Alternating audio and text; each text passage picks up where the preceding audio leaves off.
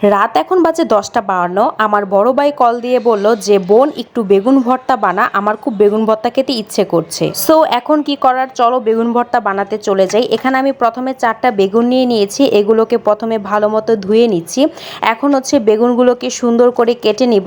আর আমার হচ্ছে দুই ভাইয়েরই সবসময় যে কোনো কিছু খাওয়ার ইচ্ছে করলে ওরা হচ্ছে আমার কাছে আবদার করবে, মানে রান্না পারাটাও অনেক বেশি প্যারার, কারণ রান্না পারলে অনেক বেশি আবদার পূরণ করতে হয়। যাই হোক ব্যাপার না, মাঝে মাঝে এরকম আবদার পূরণ করতেও ভালো লাগে। তাছাড়া আমার কাছেও বেগুন ভর্তা অনেক বেশি ভালো লাগে।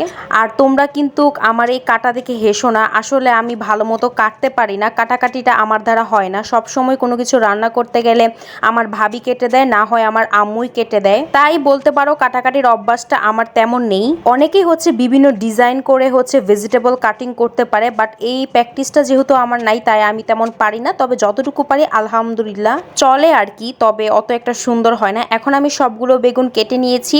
এখন হচ্ছে এই বেগুনগুলোর মধ্যে আমি হালকা একটু লবণ দিয়ে এগুলোকে ভেজে নিব। অনেকেই হচ্ছে বেগুন ভর্তাটা পুড়িয়ে খায়, তবে আমার কাছে পোড়ানোর চেয়ে হচ্ছে ভেজে বেগুন ভর্তা খাওয়াটাই বেশি মজা লাগে। এখন একটা প্যানে হচ্ছে আমি তেল গরম করে এর মধ্যে সবগুলো বেগুন দিয়ে দিব। আর এখানে যেই বেগুনটা নিয়েছি এই বেগুনটা বেশি ভাজা লাগে না, হালকা ভাজলে হচ্ছে বেগুনটা অনেক সফট হয়ে যায়। সো আমার তেমন একটা প্যারা হয়নি এই বেগুনগুলো ভাজার ক্ষেত্রে। তবে আজকে বাসায় বেগুন ছিল না বলে আমি লম্বা বেগুনগুলো নিয়েছি, তবে ভর্তার ক্ষেত্রে গোল বেগুনগুলো দিয়ে অনেক বেশি মজা হয়। তবে এটা খেতেও বেশি একটা খারাপ লাগেনি, ভালোই লেগেছে। সো এখন হচ্ছে এগুলো বেগুন আস্তে আস্তে ভাজা হোক, আমি এখন একটা ঢাকনা দিয়ে ঢেকে দিলাম। আর অন্য পাশে হচ্ছে আমি এখন পেঁয়াজ কাটতে নিব, মানে দুনিয়ার সবচেয়ে কঠিন কাজ। প্রথম হচ্ছে পেঁয়াজ কাটতে গেলে হচ্ছে অনেক বেশি চোখ জ্বলে, মানে চোখ দিয়ে পানি পড়ে। আর সেকেন্ড হচ্ছে পেঁয়াজ কাটাটা অনেক বেশি ধৈর্য লাগে, মানে এটা আসলে অনেক বড় কঠিন কাজ।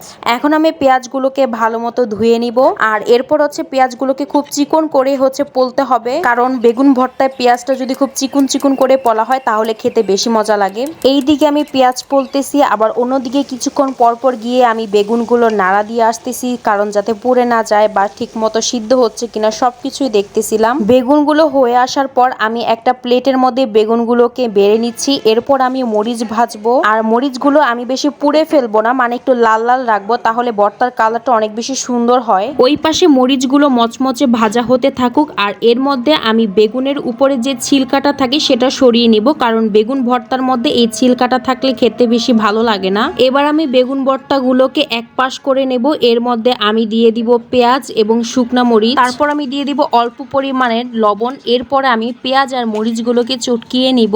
অনেকে কিন্তু এই পেঁয়াজ আর মরিচ আর একটুখানি সরিষার তেল দিয়ে এই ভর্তাটাও খায়, এটাও অনেক বেশি মজা লাগে। আর পেঁয়াজ আর মরিচটা চটকানোর পর আমি এর মধ্যে দিয়ে দিব পরিমাণ মতো সরিষার তেল। এরপর আমি বেগুনের সাথে এই পুরো মিশ্রণটাকে ভালো মতো মিক্স করে নেব। এই তো রেডি হয়ে গেল আমার ভাইয়ের আবদারের আজকের বেগুনের ভর্তা। কেমন লাগলো আজকের আমার এই ভিডিওটা কমেন্ট করে জানাতে একদমই ভুলবেন না, আর আমাদের পেজটা ফলো করে দিবেন। আল্লাহ হাফেজ।